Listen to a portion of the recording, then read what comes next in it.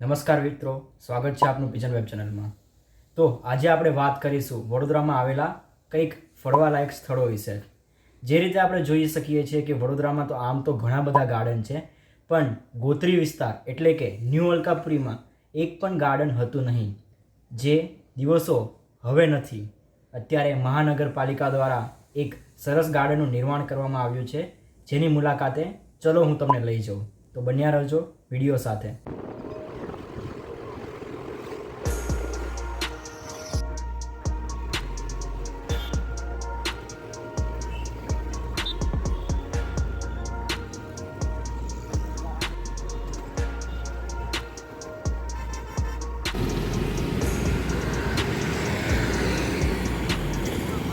તો મિત્રો આપણે આવી ચૂક્યા છીએ વડોદરા મહાનગરપાલિકા સંચાલિત પાલિકા ઉદ્યાનમાં।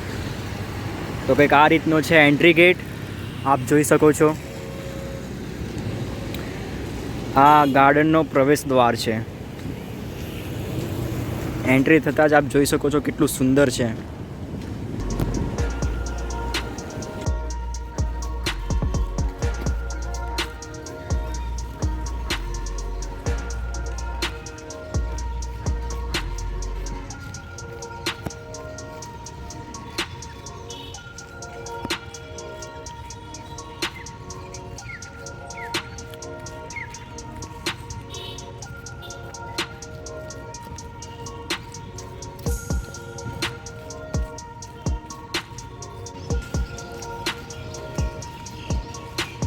તો આ રીતે જ કંઈક બાગની અંદર એન્ટર થતાં તમે જોઈ શકો છો દ્રશ્યો અહીંયાના। લોકો ઘણી દૂરથી અહીંયા મુસાફરી કરવા આવે છે, બાગની મુલાકાત લેવા માટે આવે છે।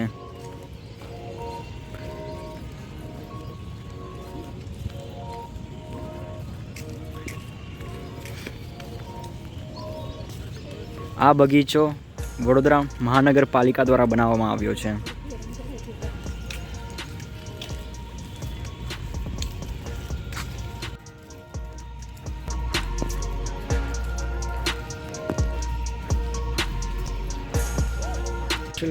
તો જે રીતે તમે જુઓ છો, આપણે વડોદરાના ગોત્રી ગાર્ડનમાં અત્યારે આવ્યા છીએ।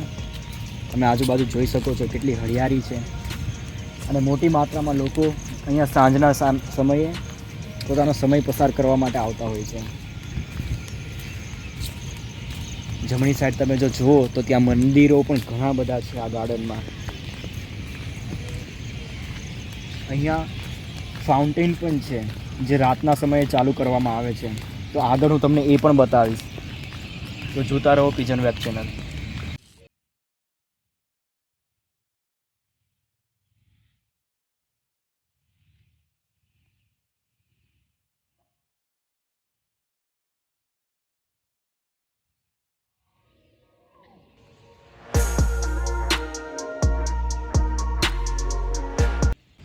જે રીતે તમે જોઈ શકો છો, હું તમને આ બાજુ દેખાડીશ કે આ પ્લાન્ટ્સને કેવા અલગ અલગ આકાર આપવામાં આવ્યા છે।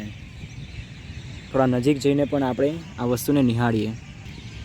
જે રીતે કે આ પ્લાન્ટ છે, આ પ્લાન્ટને એક પક્ષીનો આકાર આપવામાં આવ્યો છે,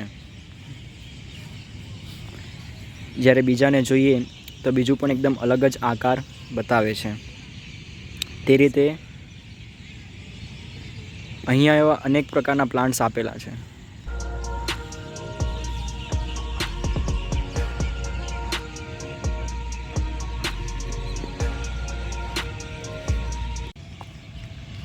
જે રીતે આપણે બાગમાં ફરી રહ્યા છે, આ બગીચો એટલો મોટો છે કે તમારે સવારથી સાંજ કઈ રીતે થઈ જશે તમને સમયની ખબર પણ નહીં પડે।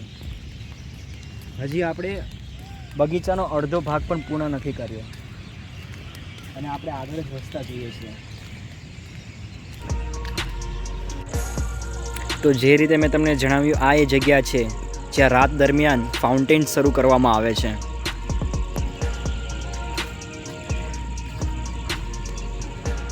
રાત્રિનો અહીંયાનો નજારો કંઈક અલગ જ હોય છે। બની શકશે તો આપને એની પણ ક્લિપ શેર કરવામાં આવશે।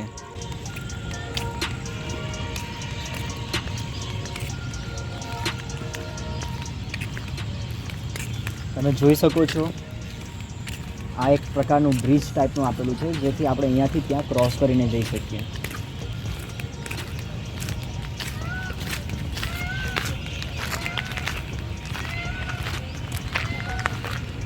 ચોમાસા દરમિયાન આ જગ્યા ઉપર પાણી પણ ભરાય છે. હાલ અત્યારે ખાલી છે.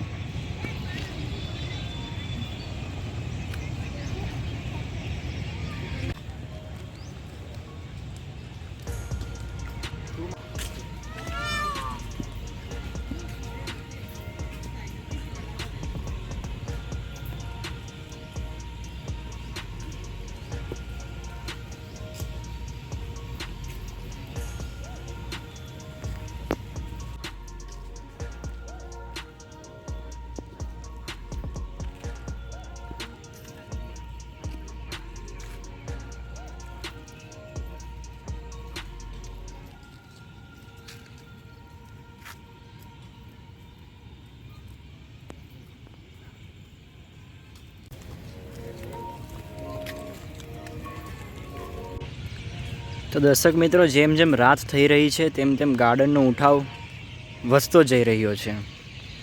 તમે જોઈ શકો છો કે અહીંયા દરેક જગ્યાએ લાઇટો ચાલુ થઈ ગઈ છે અને અંજવાળું જ અંજવાળું દેખાઈ રહ્યું છે. અહીંયા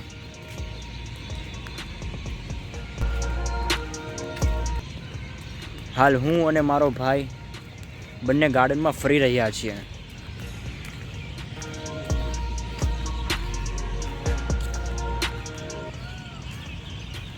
જેમ જેમ દિવસ આથમતો જાય છે તેમ તેમ લોકોની સંખ્યા વધતી જાય છે.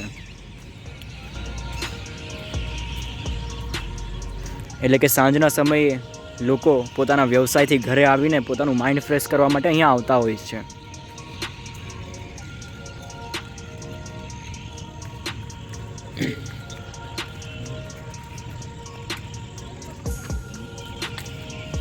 હવે અમે પણ અહીંયા બેસીને થોડો વિરામ લઈશું.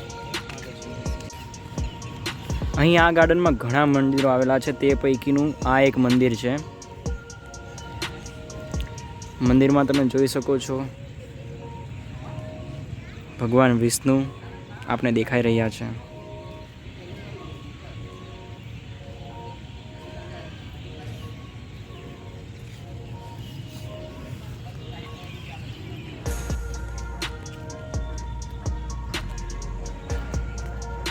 તો મિત્રો, રોકાવું તો ઘણું હતું, પરંતુ હવે રાત થઈ ચૂકી છે.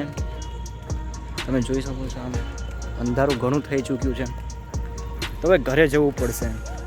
આપણે જોઈએ કે હજી વધુ કેટલો સમય અહીંયા રહી શકીએ છીએ. જો આગળ મા ચામુંડાનું એક મંદિર પણ છે, જે હું તમને બતાવું.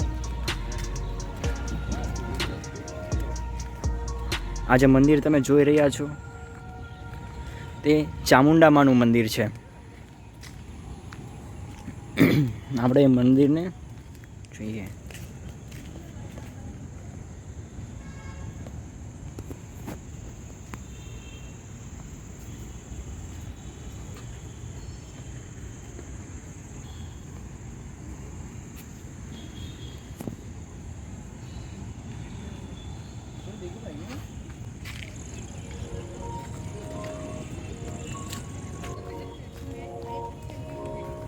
તો એક તરફથી આપણે જો જોઈએ તો મહાનગરપાલિકાએ આ ગાર્ડનનું નિર્માણ ખૂબ જ પદ્ધતિસર કર્યું છે અને ખૂબ જ મોટી પ્લાનિંગ સાથે કર્યું છે કે તેઓ આપણને વધુમાં વધુ મંદિરના દર્શન કરાવી શકે તથા આ જગ્યાને એક બેસવાલાયક અને મનને શાંતિ મળે તેવી જગ્યા બનાવી શકે, જે તેઓએ પૂર્ણ કર્યું છે.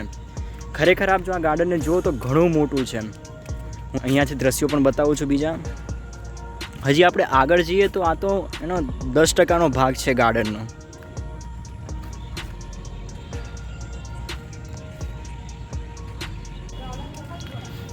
તો બસ મિત્રો, હવે આ સાથે જ આપણે ગાર્ડનની વિદાય લઈશું.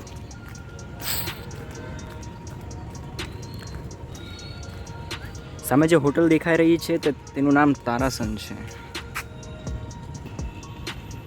જે એક 4 સ્ટાર હોટલ છે ન્યૂ અલકાપુરીની.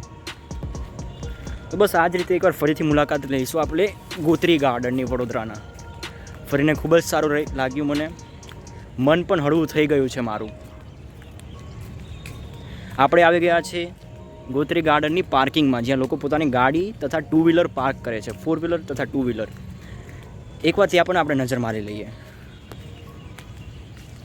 આ રહી પાર્કિંગ. આ બેઝિકલી 4 વ્હીલરનું પાર્કિંગ છે જે હું તમને બતાવું છું. અને એને એક્ઝિટ જ અપોઝિટમાં 2 વ્હીલરનું પાર્કિંગ છે. જુઓ તો આ બાજુ 2 વ્હીલર, આ બાજુ 4 વ્હીલર.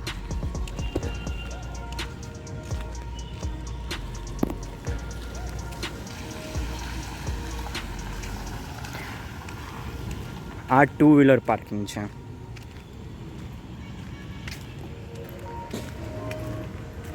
તો બસ મિત્રો, આપને જો અમારો વિડીયો પસંદ આવ્યો હોય તો પિજન વેબ ચેનલને લાઇક, શેર અને સબસ્ક્રાઈબ કરજો. અને આ વિડીયોને વધુમાં વધુ આપના સ્નેહીજનો તથા નજીકના કુટુંબીજનોને શેર કરજો. લાઇટ ન હોવાના કારણે પ્રકાશ નથી આવતો. જી, થેન્ક યુ.